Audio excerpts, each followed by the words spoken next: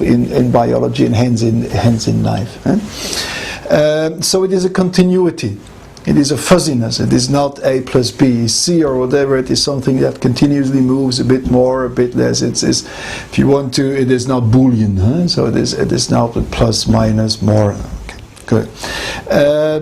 Mind operates on sensation. Minds that do not operate on symbols, on letters, X's, numbers, etc. It operates on sensation in order to create itself information. So information is not something that exists. It is the mind that creates the information based on the sensory input it gets. What it reads, what it hears, what it feels, what it smells. All that are sensory inputs. Right?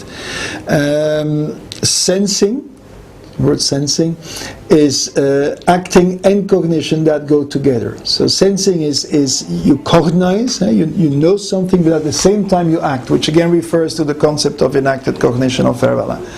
So sensing, acting, and cognition, you cannot separate that.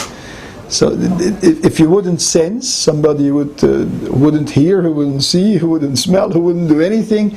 He cannot act and he cannot cognize. Now he can act as an engine, as a motor, right? I mean, if you wouldn't hear, feel, smell, and whatever, you could probably still move your legs, but there is no cognition. There is nothing intelligent behind. So the sensing is very, very important, right? In whatever has to do with mind. Mind recreates prior information. So it is not a question of memory, it is not a question of storage, it's a question of recreation, which means that you can recreate that the way you want to recreate that. So you can recreate your past. The past is not finished. People think that the past is finished. The past is not finished, since you make the past up each time again that you think on the past.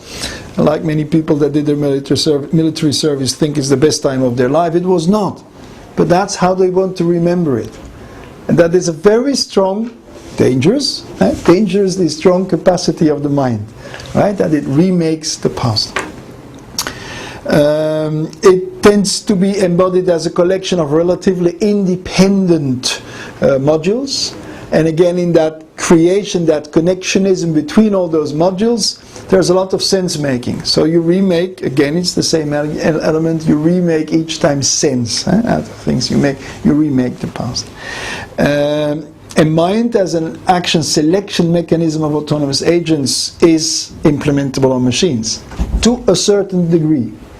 So to a certain degree, since it is a mechanism that you and me as an autonomous agent is helping me in selecting, that kind of mind can be made artificial. Right? So it is possible to create artificial minds to a certain degree. Now that's a whole discussion in itself, etc. And I refer to a book written by Kalfa that was titled What is Intelligence? And that gives many different forms of intelligence. Well, some of these forms of intelligence can be implemented in a machine.